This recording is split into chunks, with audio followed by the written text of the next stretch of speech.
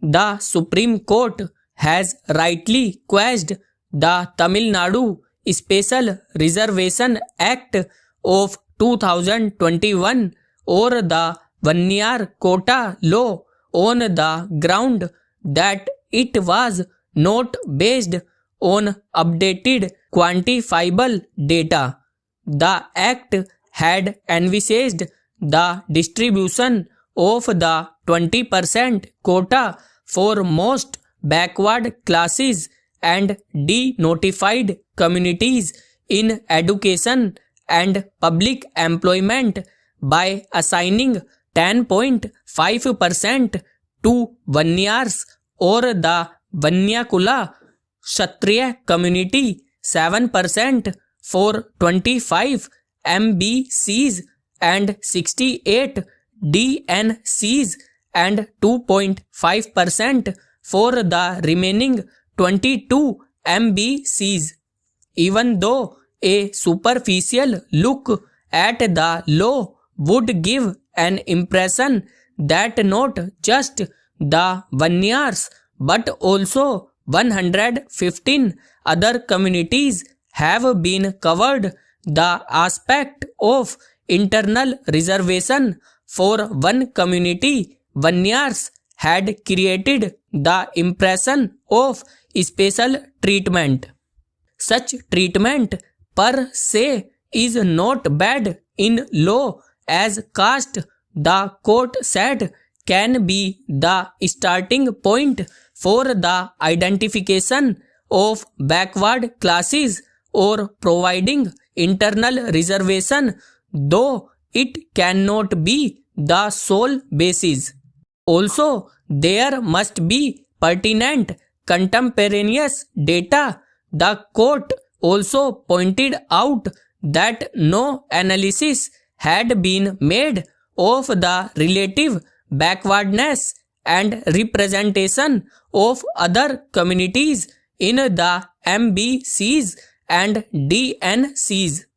The court's decision has provided relief to many by holding that the state is competent to design sub-classification among backward classes, prescribe the quantum of reservation based on such sub-classification, and formulate an ancillary law, even with the assent of the governor, to one included in the 9th schedule.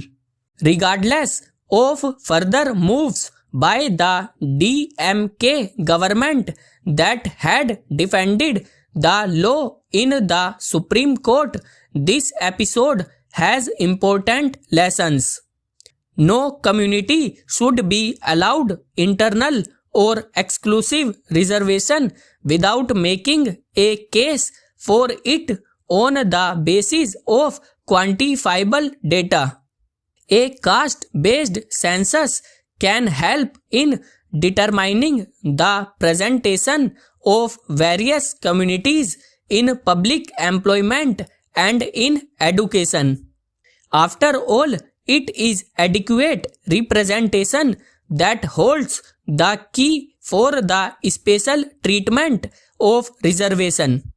But whether caste narrowly defined and not the socio-economic indicators of the applicants should be the basis for reservation is another issue.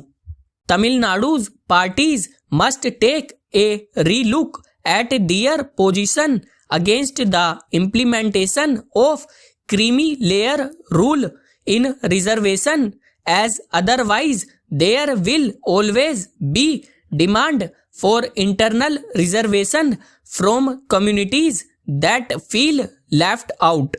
If the parties believe genuinely in the principle of equity in reservation, they should not have any problem in agreeing to the concept of creamy layer.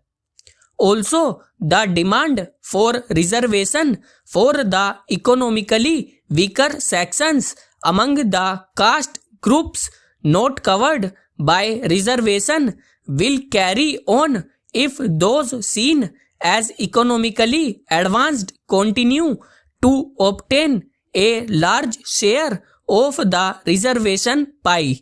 Other than for the SCs and STs, the creamy layer must be excluded in providing for reservation for castes that qualify as backward classes.